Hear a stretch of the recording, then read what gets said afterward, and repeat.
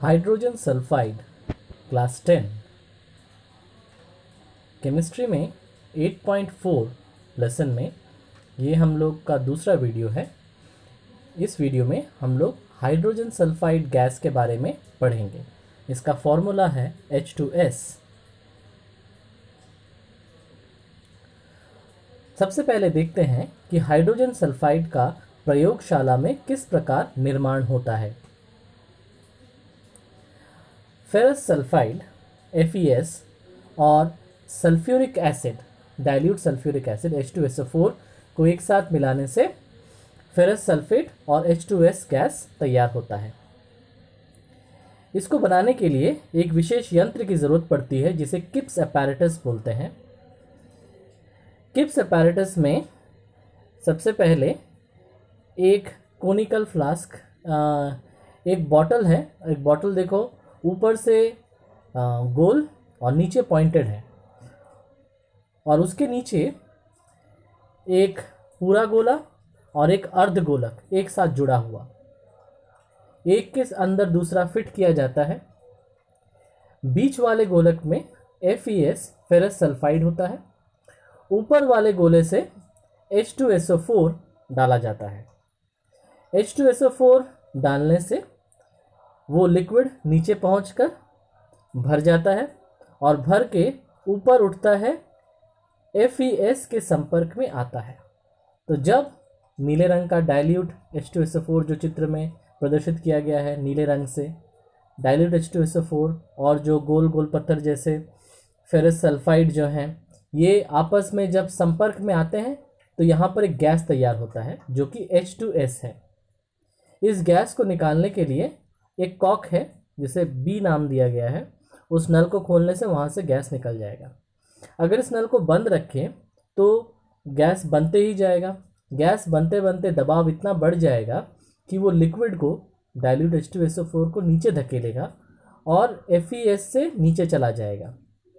ये किप उपकरण जो आप देख रहे हैं, तो उसमें जो पहला चित्र है वो तो है खाली किप्स अपैरेटस या किप उपकरण। दूसरा है कि H2S गैस का निर्माण कैसे हो रहा है, और एक तीसरा चित्र आएगा जिसमें दिख रहा है कि जब अत्यधिक गैस भर जाएगा तो गैस के दबाव में लिक्विड नीचे उतर जाएगा। लिक्विड अगर नीचे उतर जाएगा तो संपर्क टूट जाएगा FeS और डाइल्यूट H2SO4 के बीच में, मतलब जो सॉलिड्स हैं बीच में उनके साथ जो ब्लू कलर में लिक्विड दिया हुआ है डाइल्यूट H2SO4 उसके साथ संपर्क कट गया। तो इसका मतलब है कि H2S या हाइड्रोजन सल्फाइड का निर्माण रुक जाएगा। याद रखना है यहाँ पर कि H2S मतलब हाइड्रोजन सल्फाइड इस गैस को शुष्क बनाने के लिए, सुखाने के लिए P2O5 मतलब फास्फोरस पेंटाऑक्साइड का उपयोग किया जाता है।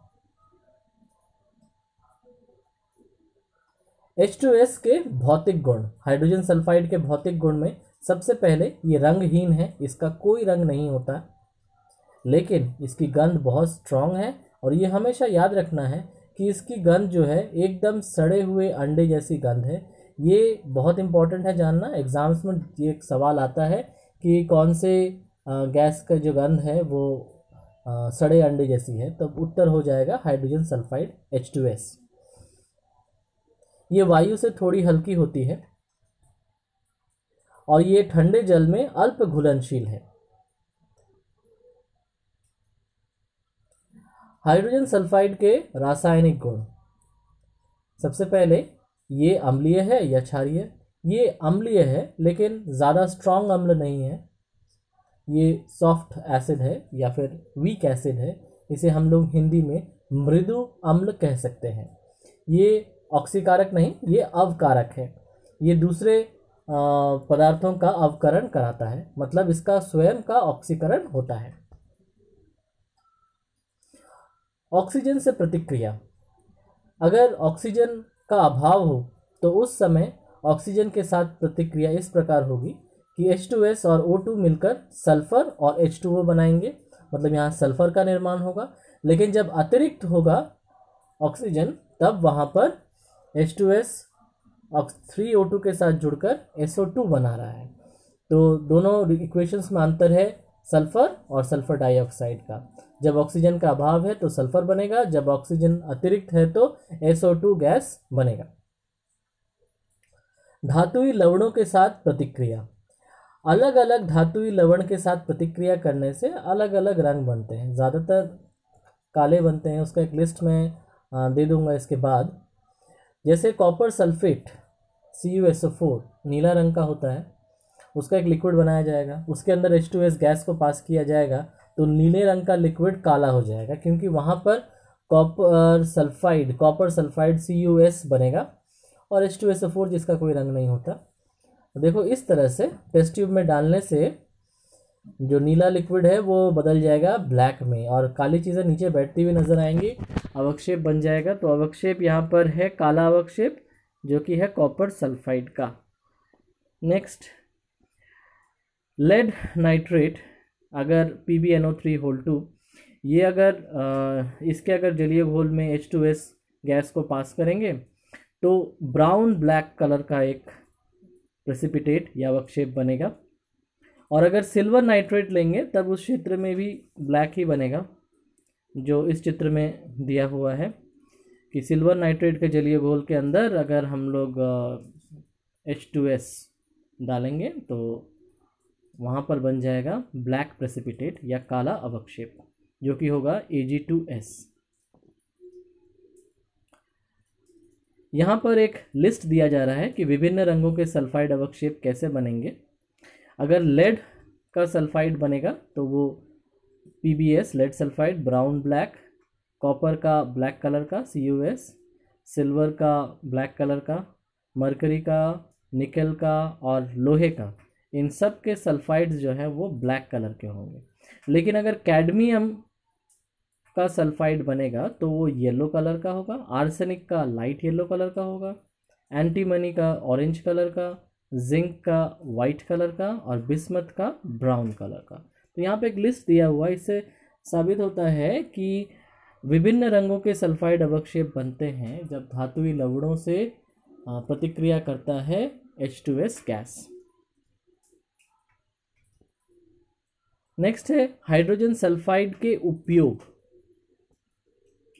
सबसे पहले सल्फ्यूरिक एसिड एवं सल्फर के निर्माण में, सल्फाइड्स के निर्माण में देखो यहाँ पर सल्फ्यूरिक एसिड जो है H2SO4 बहुत इंपॉर्टेंट केमिकल है जो केमिस्ट्री लैब में उपयोग होता है। इसका निर्माण H2S से किया जा सकता है। पेस्टिसाइड या कीटाणुनाशक बनाने में इसका उपयोग है।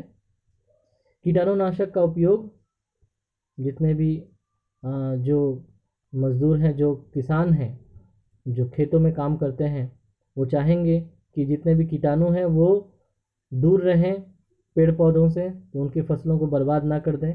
इसके लिए पेस्टिसाइड की ज़रूरत पड़ती है और H2S का उपयोग किया जा सकता है उसमें। नेक्स्ट है चमड़ा उद्योग में। चमड़ा उद्योग में कुछ रिएक्शंस के लिए इसकी ज़रूरत पड़ती है। चमड़े से अलग अलग तरह के दैनिक जीवन में काम आने वाली चीज़ें बनती हैं और वहाँ पर H2S का उपयोग है। और भी उपयोग हैं वस्त्रों को रंगने में, डाइज बनाने में। डाइज का मतलब हुआ जो रंग होते हैं जिनसे कपड़ों को रंगा जाता है। दवाइयाँ बनाने में भी H2S का उपयोग है। तो इससे समझ में आ रहा है कि H2S हमारे लिए बहुत ही उपयोगी पदार्थ है, केमिस्ट्री के अध्ययन के लिए भी और दैनिक जीवन में अलग अलग सामान बनाने के लिए भी। इसीलिए इस लेसन को यहाँ पर पढ़ा गया। छोटा सा लेसन है और ये वीडियो अब यहीं पे ख़त्म होता है और इसके बाद हम लोग नाइट्रोजन पढ़ेंगे। Thank you.